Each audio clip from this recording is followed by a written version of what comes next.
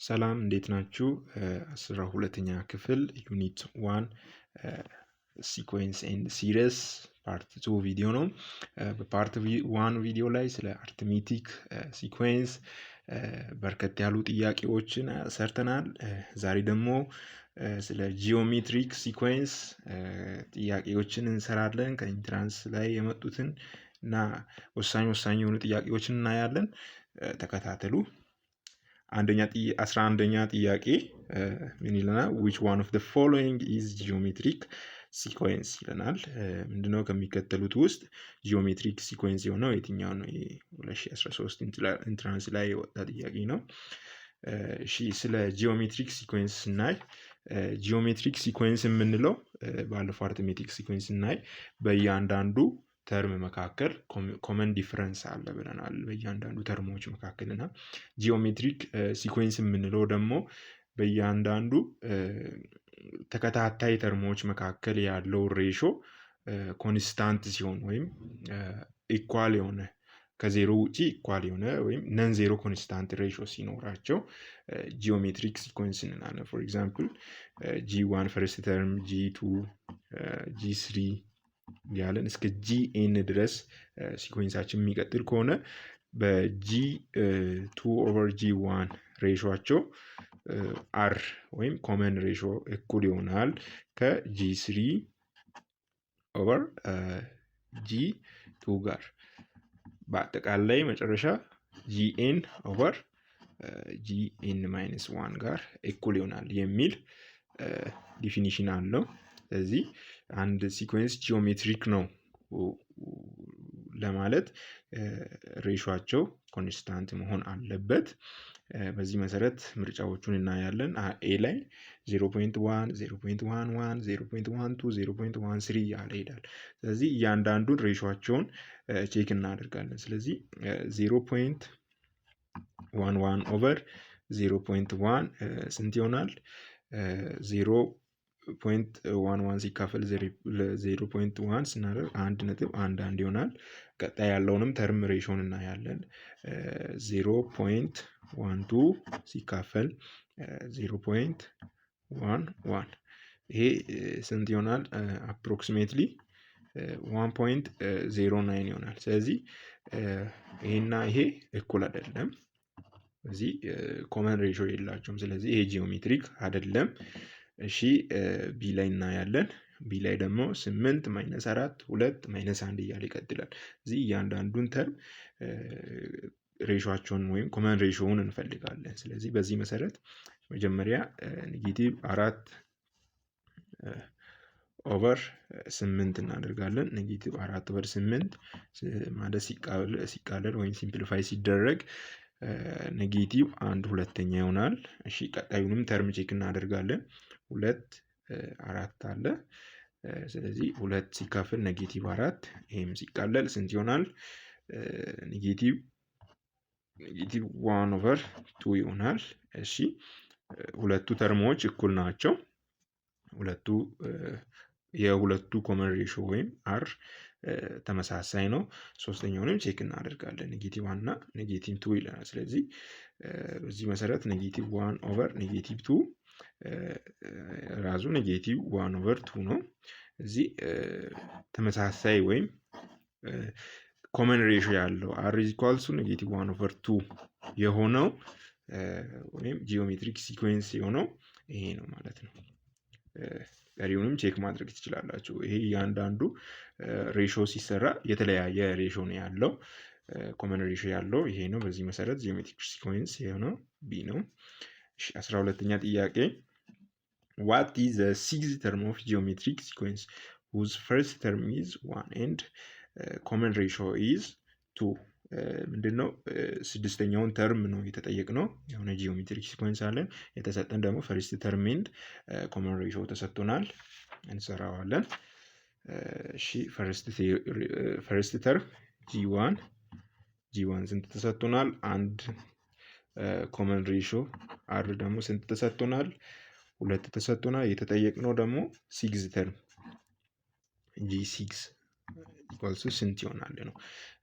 ይህንን ጥያቄ ለመስራት የጂኦሜትሪክ ሲኮንሶችን የምንሰራው ጀነራል ፎርሙላ አለ። እሱን እንጠቀማለን። ይህም ምንድነው?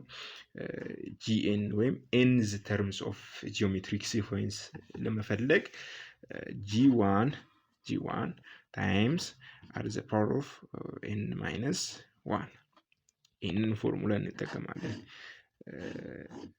ኤንዝ ተርም ኦፍ ጂኦሜትሪክ ሲኮንስ ለማግኘት ጂኤን is equals to G1 R times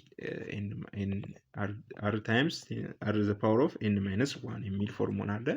በዚህ መሰረት G6ን ለመስራት ስድስተኛውን ተርም ማለት ነው G6 is equals to G1 times R the power of n ስንት ነው? 6 n የሚገልጽልን ፖዚሽን ኦፍ ተርም ነው፣ ስንተኛ ተርም ነው የሚለውን ነው። ስለዚህ ስድስተኛ ተርም ስለሆነ 6 ማይነስ 1 ኦኬ። G6 is equals to G1 ስንት ተሰጥቶናል? 1 ሲባዛ R ደግሞ ኮመን ሬሾ ስንት አለን? 2 the power of 6 ሲቀነስ 1 is equals to 5 ይሆናል። G6 is equals to 1 ሲባዛ to the power of 5 ማለት 32 ነው። እዚህ G6 ማለት 1 ሲባዛ 32 ነው። እዚህ ስድስተኛ ተርም 32 ነው ማለት ነው። በዚህ መሰረት 32ን የያዘው ቢ ነው። እሺ 13ኛ ጥያቄ in geometric sequence the second term is 12 and the sixth term is 192 what is the 11th term? እሺ ጂኦሜትሪክ ሲኮንስ አለን። የዚህ ጂኦሜትሪክ ሲኮንስ ሁለተኛ ተርም 12 ነው። ስድስተኛ ተርም ደግሞ 192 ነው። የተጠየቅነው ደግሞ 11ኛ ተርም ስንት ይሆናል? 11ኛ ተርም ስንት ይሆናል ተብለን ተጠይቀናል። እሺ ጊቭኖቹን እንውሰድና እንስራ። G2 ወይም ሰከንድ ተርም 12 ተሰጥቶናል። G6 ወይም ሲክስ ተርም ስንት ተሰጥቶናል? 192 ተሰጥቶናል። የተጠየቅነው ደግሞ 11ኛ ተርም G11 ስንት ይሆናል ነው።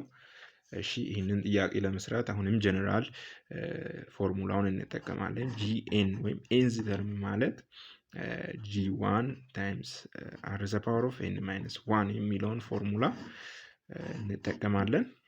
እሺ መጀመሪያ እዚህ ላይ አርን መፈለግ ስለሚያስፈልገን G2 ማለት G1 ታይምስ R the power of 2 ማለት እዚች ጋር n ስንት ይሆናል? 2 ሲቀነስ 1። ስለዚህ G2 ደግሞ ስንት ነው የተሰጠን? 12 is equals to G1 አላገኘንም። G1 ታይምስ እሺ R the power of 2 ሲቀነስ 1 ነው። እሺ ይሄኛውን አንድ ኢኩዌሽን ወይንም ሪአሬንጅ አድርገን ስንጽፈው G1 R is equals to 12 የሚለውን እንደ አንድ ኢኩዌሽን ያዙት። እሺ G6ንም ተጠቅመን እንሰራለን። G6 is equals to G1 times R the power of 6 minus 1 ይሆናል። G6 ስንት ተሰጥቶናል? 192 is equals to G1 times R the power of 6 ሲቀነስ 1 5 ይሆናል። ይህንንም ሪአሬንጅ ስናደርገው G1 R the power of 5 is equals to 192። ይህንን ደግሞ ኢኩዌሽን 2 ብንል የነዚህ የሁለቱን ኢኩዌሽን ሬሾአቸውን ወይም ይህንን ለዚህኛው ስናካፍል አርን ማግኘት እንችላለን። ስለዚህ ኢኩዌሽን 2ን G1 R the power of 5 is equals to 192 የሚለውን በG1 R the power R is equals to 12 የሚለውን ሬሾአቸውን ስንወስድ አርን ማግኘት እንችላለን። G1 በG1 ሲጣፋ ስንት ይሆናል? R ቤዛቸው ተመሳሳይ ስለሆነ ወደ ላይ ስንወስደው 1 ይቀንሳል። ስለዚህ R 5 minus 1 ይሆናል። ስለዚህ is equals to 192 ሲካፈል ለ12 ስንት ይሆናል? 16 ይሆናል። 192ን ለ12 ስናካፍል ይህ ደግሞ አር 5 ሲቀነስ 1 ስንት ይሆናል? አር ዘ ፓወር ኦፍ 4 ይሆናል። አር ዘ ፓወር ኦፍ 4 ኢኳልስ ቱ 16። ከዚህ አርን ማግኘት እንችላለን። አር ማለት ፎርዝ ሩት ኦፍ 16 ነው። እዚህ አር ኢዝ ኢኳልስ ቱ 2ን አገኘን። እሺ ኮመን ሬሾን አገኘን። ቀጣይ ደግሞ ምንድን ነው የምናደርገው? ፈርስት ተርሙን እንፈልጋለን። ጂ1ን እንፈልጋለን። ጂ1ን ለመፈለግ ከነዚህ ከሁለቱ አንዱን መጠቀም እንችላለን። ስለዚህ የጂ2ን ተጠቅመን ጂ1ን እንስራ። ጂ2 ማለት ጂ1 ታይምስ አር ዘ ፓወር ኦፍ 2 ሲቀነስ 1 ነው። እዚህ ጂ2 ስንት ተሰጥቶናል? 12 ኢዝ ኢኳልስ ቱ ጂ1 ታይምስ አር ዘ ፓወር ኦፍ 2 ሲቀነስ 1 ነው የሚሆነው። እሺ 12 ኢዝ ኢኳልስ ቱ ጂ1 ታይምስ አር ስንት አገኘን? 2 አገኘን። እሺ ጂ1ን ለማግኘት ሲካፈል ለ2 ስናደርግ ጂ1 ኢዝ ኢኳልስ ቱ 2 በ2 ይጣፋል። 12 ሲካፈል ለ2 6 ይሆናል። እሺ ጂ1ን አገኘን። አሁን ቀጥታ የጀነራል ኢኩዌሽኑን ተጠቅመን ጂ11ን ማግኘት እንችላለን፣ ወይም 11ኛ ተርሙን ማግኘት እንችላለን። 11ኛ ተርሙን ለማግኘት ጂ11 ማለት ጂ1 ታይምስ አር ዘ ፓወር ኦፍ 11 ሲቀነስ 1። ኦኬ ጂ11 ኢዝ ኢኳልስ ቱ ጂ1 ስንት አገኘን? 6 አገኘን። 6 ሲባዛ አር ስንት አገኘን? 2። 11 ሲቀነስ 1 10 ይሆናል። ጂ11 ማለት 6 ሲባዛ ቱ ዘ ፓወር ኦፍ 10 ማለት 1024 ይሆናል። ይህንን በ6 ስናባዛው ጂ11 ኢዝ ኢኳልስ ቱ 6144 ይሆናል። እዚህ 11ኛውን ተርም በዚህ ማግኘት እንችላለን።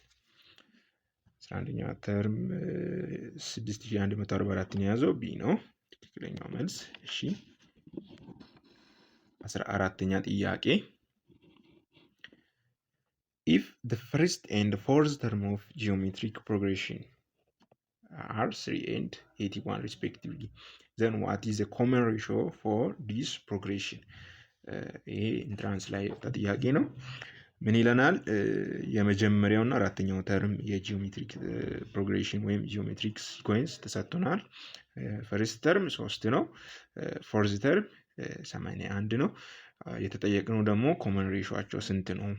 ኮመን ሬሾ ወይ የዚህ ጂኦሜትሪክ ሲኮንሱ ሬሾ አር ስንት ነው ይለናል። እሺ ጂ1 ፈርስት ተርም ስንት ነው? 3 ነው ተብለናል። ጂ4 ወይም ፎርዝ ተርም ኢዝ ኢኳልስ ቱ 81። እሺ የተጠየቅነው ደግሞ አር ስንት ይሆናል ነው።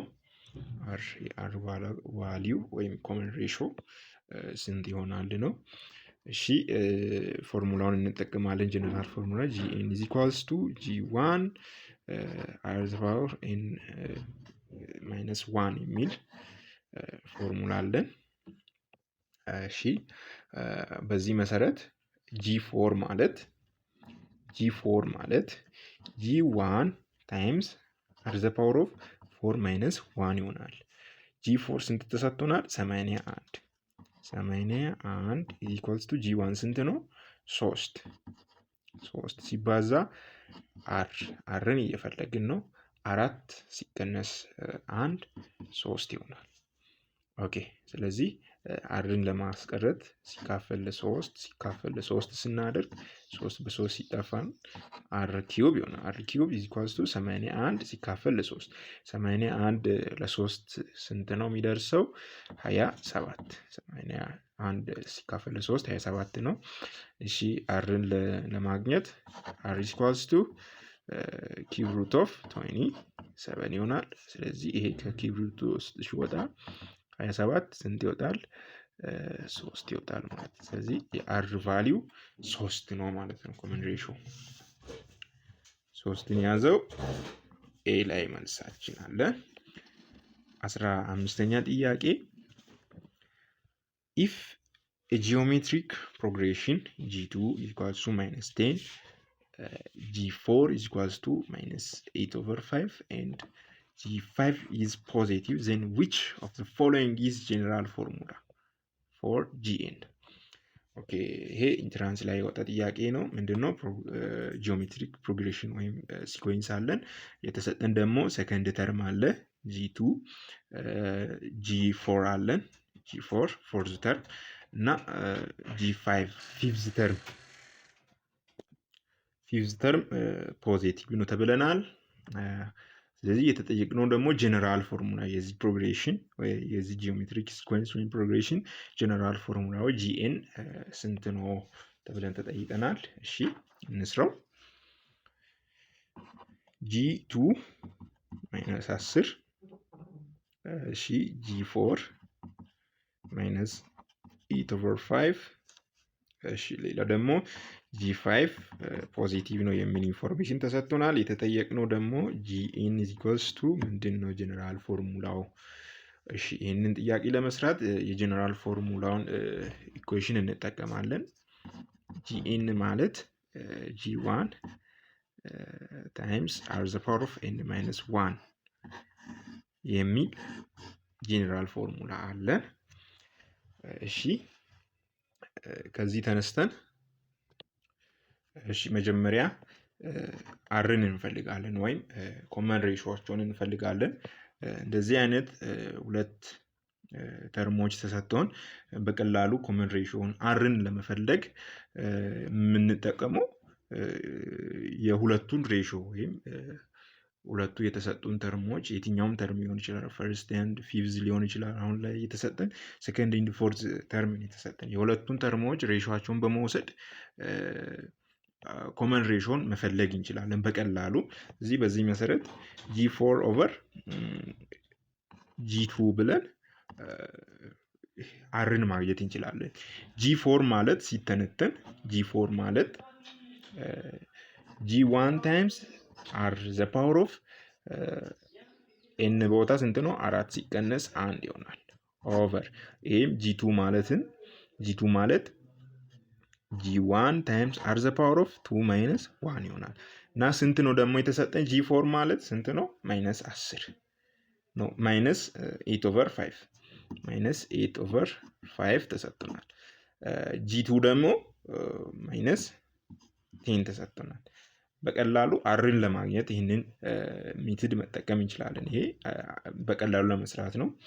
እሺ ይሄ ማለት ሲሰራ ይሄ የዚህኛው G1 r the power of 4 ሲቀነስ 1 ስንት ይሆናል? 3 ይሆናል። የስረኛው G1 r the power of 2 minus 1 ነው የሚሆነው። ስለዚህ G1 r ይሆናል። እሺ ኢኩል ይሆናል ኔጌቲቭ በኔጌቲቭ ይጣፋል። ይሄ 8 ኦቨር 5ኛ ሲካፈል 10 ማለት 8 ኦቨር 5 ሲባዛ 10 ይሆናል። በዚህ ላይ G1 በG1 ሲጣፋ r ኪዩብ ኦቨር r ይቀራል። ይሄ ደግሞ r ተመሳሳይ ቤዝ ስላላቸው ወደ ላይ ስንወስደው ማይነስ ይሆናል። ስለዚህ r3 minus 1 is equals to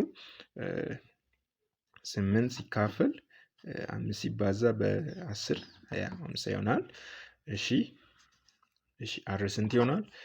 3 ሲቀነስ 1 2 ይሆናል is equals to 8 ኦቨር 50ኛ ይሆናል። 8 50ኛ ይሆናል። ይሄ ቁጥር ስለሚቃለል በ2 4 በ2 25 ይሆናል። እዚህ r ስኩዌር is equals to 4 ኦቨር 25 ሆነ። አርን ማግኘት እንችላለን ሁለቱንም ስኩዌር ሩት ውስጥ ስናስገባ r is equals to square root of 4 over 25 ይሆናል።